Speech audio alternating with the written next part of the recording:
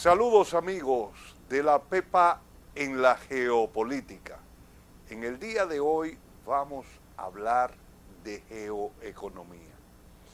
Los Estados Unidos recientemente bajó la Reserva Federal 50 puntos. O sea, se esperaba que la Reserva bajara 25 puntos, bajó 50 puntos a la tasa de interés. ¿Por qué ha bajado la Reserva Federal 50 puntos a la tasa de interés? Hay mucha especulación.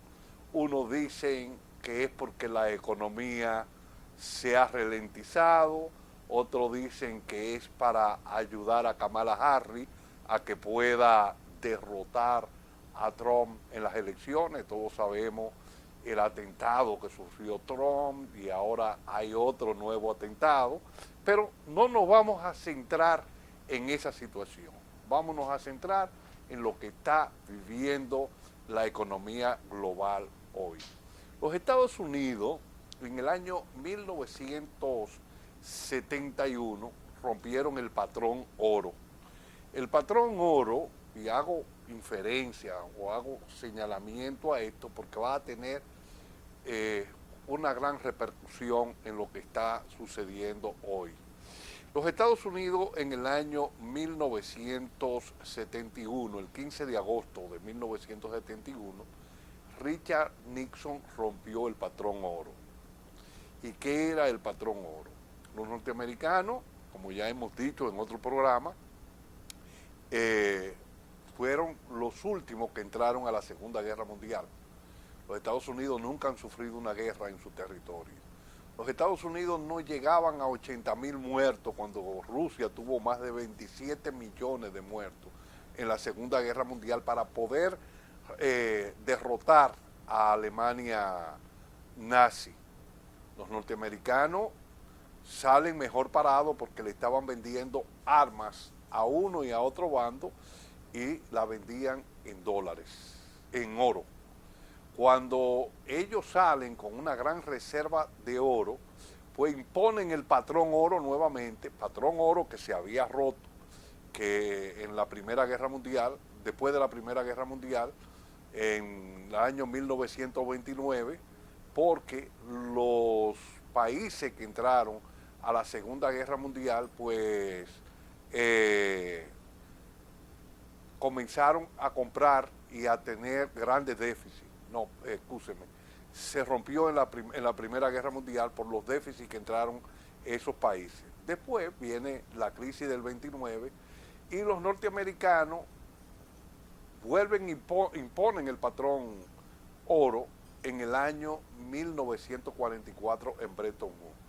Ese patrón oro significaba que por cada onza de oro que los norteamericanos estuvieran en su reserva, ellos podían emitir 35 dólares.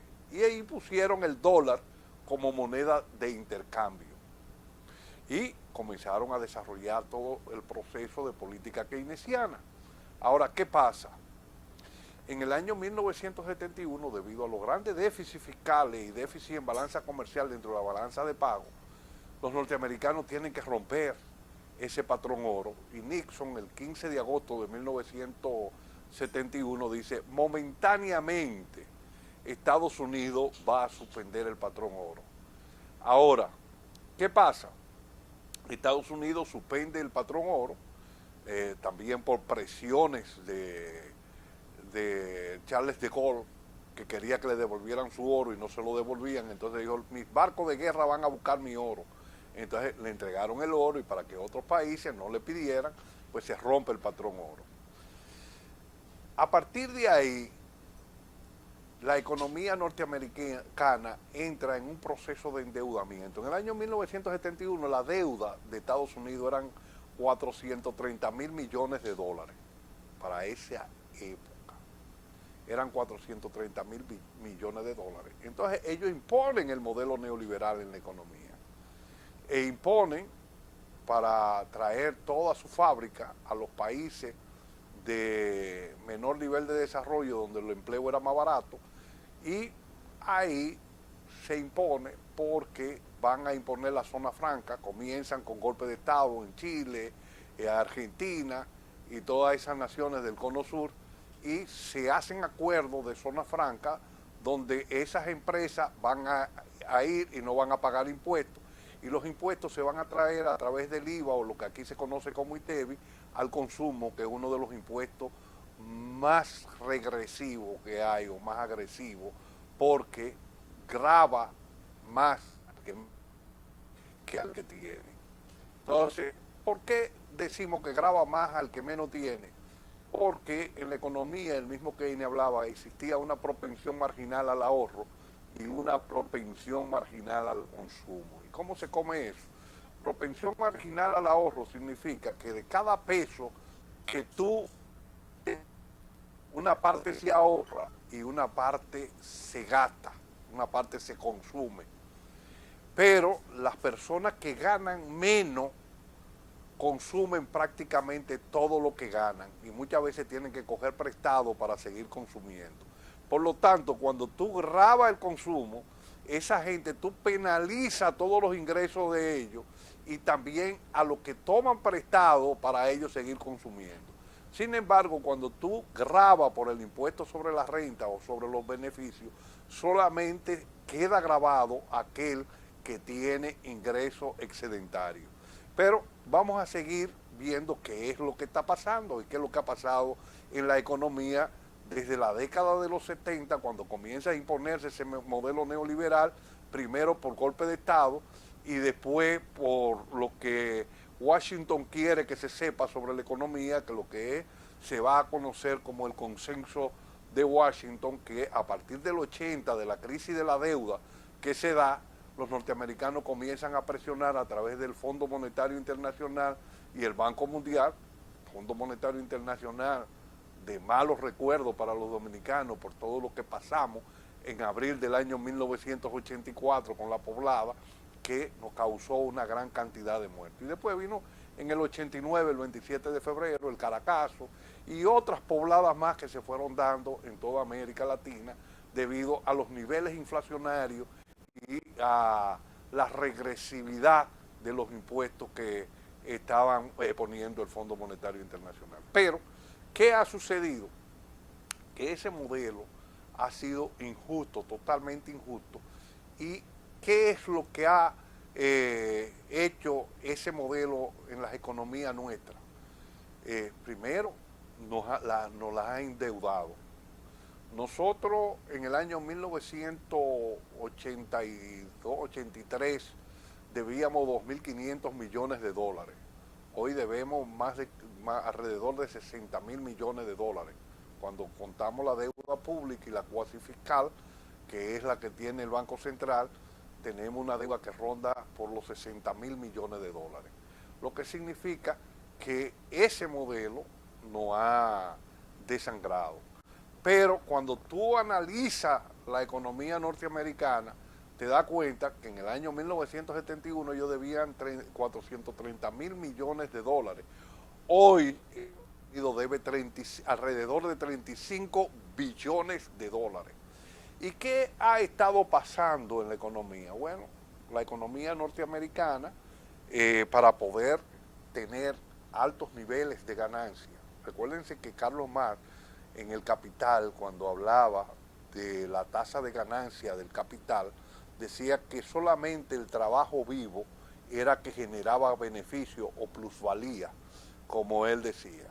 Y inclusive Marx hablaba en categoría militar.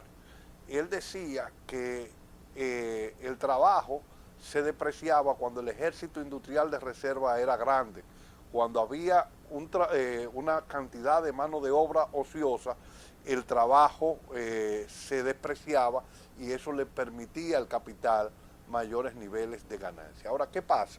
Estados Unidos, pues la economía del bienestar, los sindicatos tuvieron una fortaleza tremenda y esa fortaleza permitía que se ajustaran por inflación los salarios. La tasa de inflación subía, la tasa de ingreso de los trabajadores pues subían porque subían los salarios. Ahora, Para ello, romper eso, tuvieron que permitir la relocalización de la industria norteamericana. A partir de ahí, la industria norteamericana comienza a relocalizarse en América Latina, pero principalmente en Asia, buscando una mano de obra muy capacitada en los países asiáticos y con bajo salario, lo que le permitía una mayor tasa de ganancia, porque aunque la tecnología, hablamos muchas veces que da rendimiento, el mismo Marx decía que el trabajo muerto no era el que daba mayor nivel de plusvalía, y eso después lo podemos explicar en otro programa, sino que el trabajo vivo era el que generaba la ganancia al capital. ¿Qué hacen ellos? Migran e imponen el modelo a través del decálogo del consenso de Washington, a través de la privatización, a través de tasa de impuesto cero de la movilidad del capital y no del trabajo, pero incentivaban las migraciones ilegales para que en territorio norteamericano o territorio europeo esas migraciones ilegales bajaran los niveles de salario porque iba a incrementarse el ejército industrial de reserva, como decía Marx, y los salarios se iban a despreciar y la tasa de ganancia del capital iba a ser mucho más grande. Pero también se crean otros elementos para permitir la rentabilidad del capital. En la crisis del año 1929, dos senadores norteamericanos, Glatt y Stigl, crearon la ley de Glatt-Steagall. Esa ley impedía que los bancos de primer piso, porque todos hablan de que la economía, que funciona, que el Estado no debe intervenir, que es ello cuando. Bueno, esa crisis del año 1929 fue por la no participación del Estado, por no controlar los capitales. Entonces ellos crearon una ley que se llama la ley de Glatt-Steagall, que impedía que los bancos de primer piso pudieran controlar los bancos de segundo piso. ¿Y por qué esos bancos de primer piso no debían controlar los bancos de segundo piso? Para que no hubiera especulación. Porque esos bancos de primer piso, que son los bancos de inversiones, como Lehman Brothers, que quebró, o como BlackRock, o otros bancos que existen de primer piso, que son bancos de inversiones, pues compraban bancos de segundo piso, como los bancos comerciales, cualquier banco comercial, y por ahí comenzaban a especular y a comprar acciones en la bolsa, y comenzaban a especular y comenzaban a desarrollar un sistema especulativo, y ese sistema especulativo hacía colapsar la economía. ¿Qué pasó en el 2008? Los bancos, bueno, en los 90, como dice un economista prestigioso norteamericano, premio Nobel, que escribió un libro que se llama Los Felices 90, Stiglitz, Joseph Stiglitz. En los Felices 90 esa ley se eliminó y permitió que los bancos de primer piso pudieran invertir en los bancos de segundo piso. Ahora, ¿qué pasó? Se creó una ley que a los ojos del pueblo era muy buena, que era la ley de financiamiento para que tú pudieras tener una casa. Esa ley, que era de los fondos subprime, tú ibas y te prestaban a una tasa de interés del 2% anual para tú comprar tu casa. ¿Y qué pasó con esa ley de los fondos subprime? Que entonces Lehman Brothers compró algunos bancos de segundo piso y algunos especuladores salían con la anuencia de ellos a especular y te buscaban un crédito en un banco de segundo piso para que tú compraras una casa. Y te decían, no, pero mira lo que vamos a hacer. El petróleo está subiendo. Mira lo que vamos a hacer. Tú tienes tu casa y se la va a vender a tu hijo en $400,000, pero la casa tuya lo que vale son $300,000. Vamos a venderla en 400 porque en 20 años esa casa va a valer $500,000. Ese dinero nos lo vamos a llevar a la bolsa y vamos a especular y yo te voy a dar un rendimiento a ti mensual de un 2%. Y tú vas a pagar un 2% anual. Vamos a suponer que tú pusiste en la bolsa $400,000, al 2% anual eran $8,000, pero tú te vas a ganar $8,000 mensual sin dar un golpe ni de karate. Entonces ese dinero se llevaba a la bolsa y comenzaron a comprar petróleo a futuro. Eso disparó los precios del petróleo a $140 el barril. $140 el barril. Y pasó una situación complicada. Lo de Enron. Enron comenzó a especular con gas natural. Ellos crearon una empresa que la dirigía la esposa del presidente de Enron y comenzaron a falsificar los estados financieros y comenzaron a emitir venta de gas. Ellos le vendían, Enron le vendía a la esposa, a la empresa de la esposa del presidente de Enron, le vendía toneladas métricas de gas. Entonces Enron registraba en sus estados financieros que había vendido que ellos cuántos millones de toneladas métricas de gas. Ahora la esposa, cuando pasaban 2 o 3 días, retiraba la compra, pero eso no se borraba del libro como que de ingreso. No le daban un egreso, no lo borraban, y eso quedaba como un ingreso de Enron. Ese ingreso hacía que las acciones de Enron subieran en la bolsa de valores, subieran grandemente. Ahora, ¿qué pasa? Con el petróleo comienzan a investigar porque Arthur Andersen era la empresa que auditaba a Enron. Y cuando comienzan a ver que Arthur Andersen estaba manejando los estados financieros, estaba falsificando los estados financieros de Enron y que había problemas. Entonces, ahí se dan cuenta que se había vendido más petróleo crudo que lo que había enterrado en la tierra. Y entonces ahí comienzan los precios del petróleo a caer y todo aquello que tenían acciones a futuro de venta, de compra de petróleo, comenzaron a vender con descuento porque el petróleo comenzó a bajar a 80, a 60, a 50, hasta llegar a $20 y ahí vino la quiebra. Ahora, ¿qué pasa? Esa es la crisis de los fondos subprimes. Esos activos tóxicos que tenía Lehman Brothers y que lo había regado, lo había depositado en muchísimos bancos nacionales e internacionales y eso crea esa crisis de los fondos subprimes del 2008, de lo que se va a llamar de los felices 90. Entonces hay que volver otra vez a reorientar la economía. A partir de ahí, los norteamericanos comienzan en un endeudamiento en espiral y que se incrementa con la crisis del 2020 con el coronavirus. Esa situación lleva a un endeudamiento grande. Hoy Estados Unidos ha pasado por un endeudamiento tan grande que el servicio de la deuda que tiene Estados Unidos es mucho más alto que el gasto militar que tiene Estados Unidos. Y ese gasto militar que los norteamericanos tienen es el mayor gasto militar que una potencia o que un país alguno pueda tener en el mundo. Es el mayor gasto militar. ¿Por qué es el mayor gasto militar? Porque los norteamericanos tienen alrededor de 1,000 bases regadas por el mundo y tienen que dotar a esas bases militares que tienen que dotarlas de alimentos, de agua, de bebida, de todo, hasta las armas que van a utilizar en esa base militar. Pues el servicio de la deuda de Estados Unidos hoy es mucho más grande que ese gasto militar.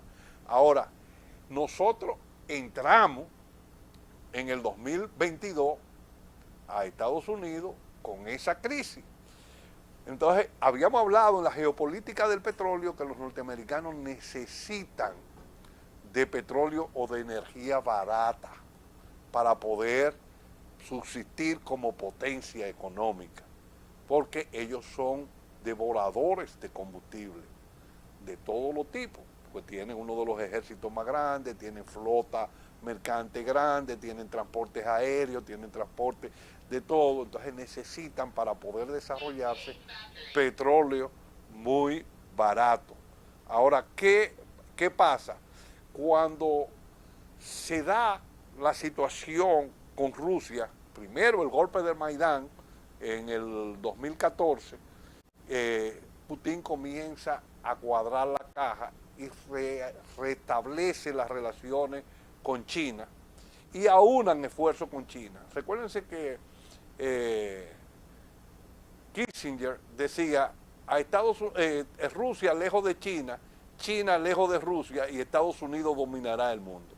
Eso hizo que China cayera en los brazos de Rusia o Rusia en los brazos de China. Y comenzó China a desarrollarse tecnológicamente y Rusia comenzó a desarrollar la industria armamentística de Rusia, desarrollando en términos reales aquellas áreas donde Estados Unidos era débil y comenzó a desarrollar investigaciones que se habían hecho cuando la Unión Soviética sobre los misiles hipersónicos, que no lo tiene Estados Unidos. Entonces desarrollan ese tipo de armas.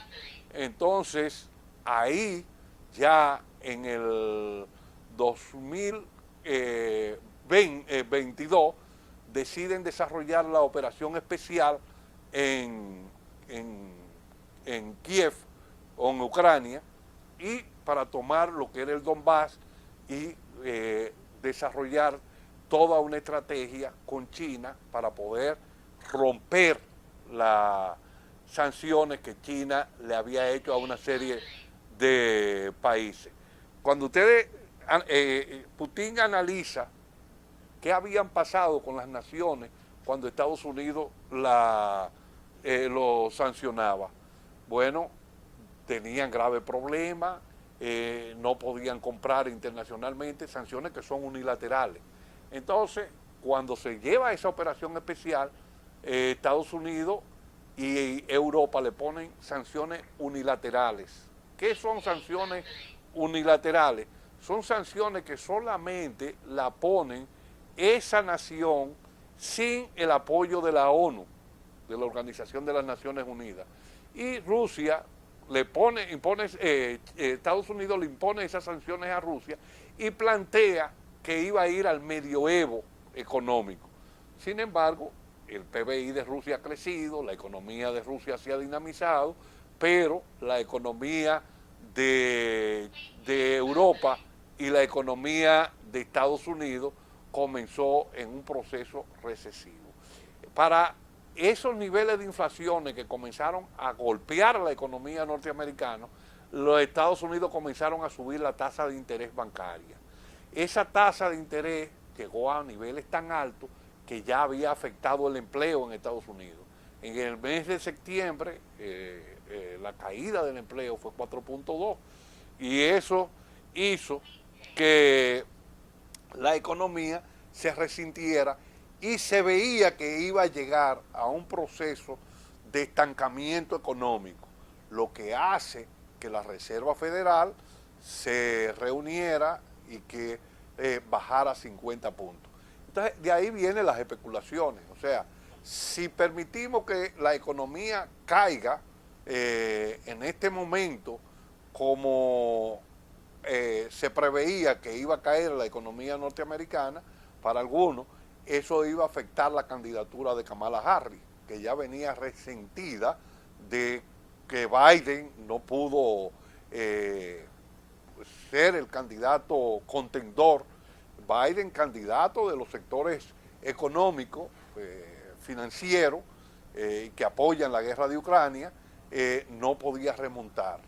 Le hacen el atentado a Trump y entonces deciden quitar a Biden y poner a Kamala Harris, porque Biden cometía muchísimos errores, saludaba en el aire, se quedaba viendo para otro lado, saludó una vez a Zelensky diciéndole Putin, y así sencillamente iba de mal en peor y se decide quitar y poner a Kamala Harris. Pero Kamala, aunque en un primer momento tuvo un impulso que pudo sobrepasar en algunos puntos a Trump, se veía estancada y había que dar un golpe de timón. Entonces, para muchos, ahí se da el tema de que se bajaron esos 50 puntos básicos para después bajar 25 puntos más para tratar de que Kamala pudiera remontar.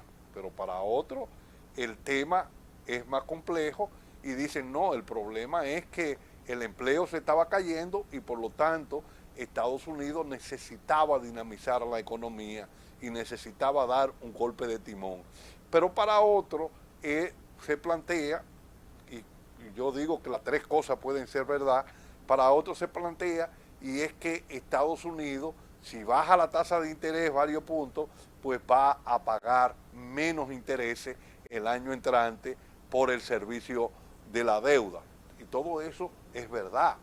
Si Estados Unidos ha hecho esto, pues tiende a esa situación. Ahora, ¿qué es lo que se vislumbra en la economía global?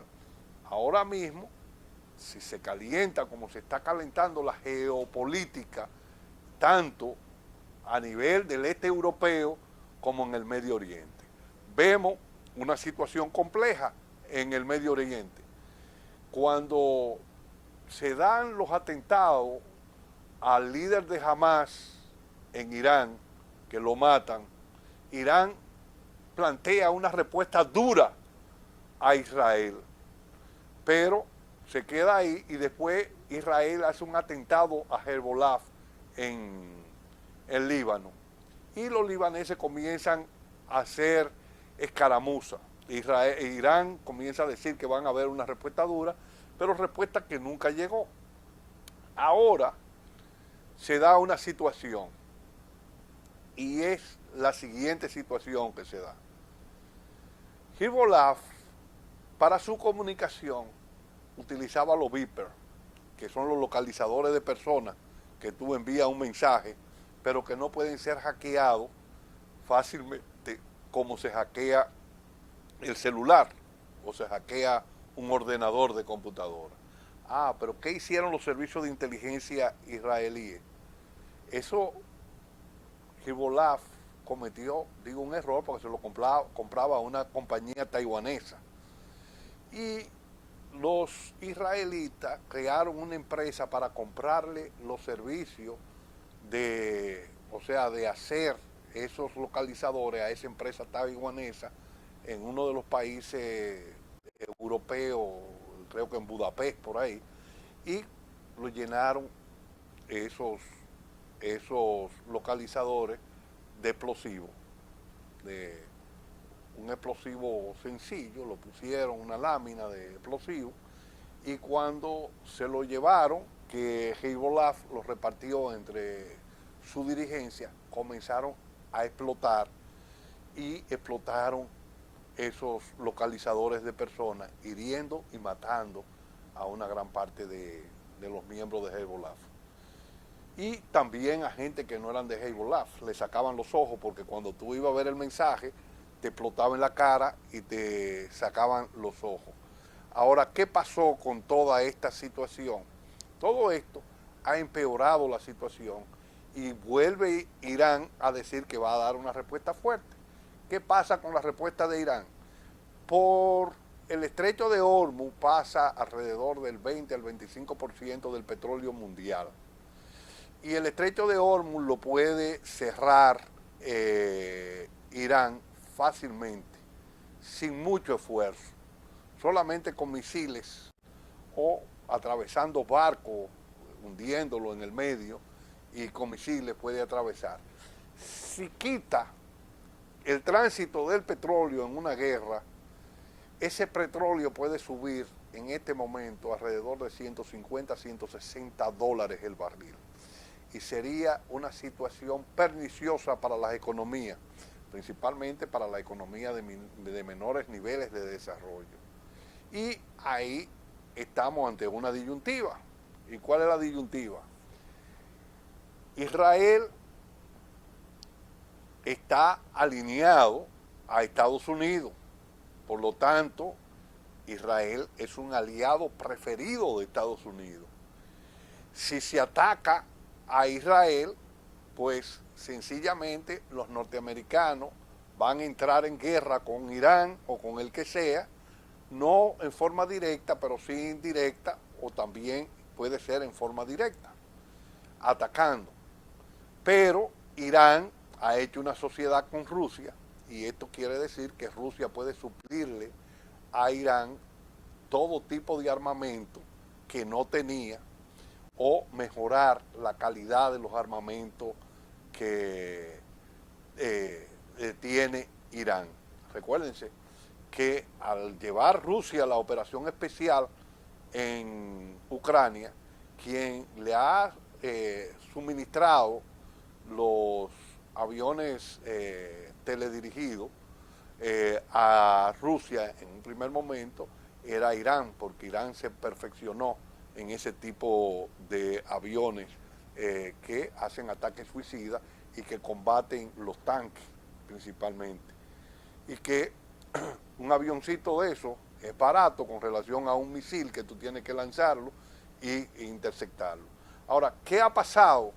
Recientemente ahora vemos que el Líbano está atacando duramente a Israel con misiles Katyusha, que son misiles de la Segunda Guerra Mundial que le decían los órganos de Stalin, pero son cohetes muy viejos, pero lo que están haciendo es saturando la cúpula de hierro que tiene Israel y vamos a ver si esto va a ir escalando aún más. Los precios del petróleo comenzaron, que habían bajado por la situación económica que estaba viviendo Estados Unidos y la situación también de estancamiento o de reducción del crecimiento, no de estancamiento porque está creciendo, pero no está creciendo a la tasa que nos tienes acostumbrado China. Entonces, todo esto nos puede traer a una situación de estancamiento económico con niveles inflacionarios, porque si suben los precios del petróleo, porque se cerró el estrecho de Hormuz y Estados Unidos dejó de crecer y toda esta economía que dependen del dólar y dependen de la remesa, porque hemos pasado a depender de la remesa, viene lo que se conoció en economía como estancamiento económico con inflación. Todos sabemos que Keynes, cuando analizaba la economía, decía que la inflación se daba cuando había dinamismo económico y el estancamiento económico se daba cuando se daba la deflación y que esto se daba por separado. Pero en los 70 y en los 80 esta situación se presentó junta por esos déficits fiscales y por esa depreciación del dólar y depreciación de las monedas que trajo esos niveles de inflación. Quería hacer este análisis, quiero decirles a ustedes que se suscriban al canal La Pepa en la Geopolítica, le den me gusta y opinen, hagan opinión, porque eso permite que nosotros podamos llegar a muchas más personas. Soy Tito Olivo y hasta el próximo programa cuando vamos a analizar aún más la geopolítica en la economía global.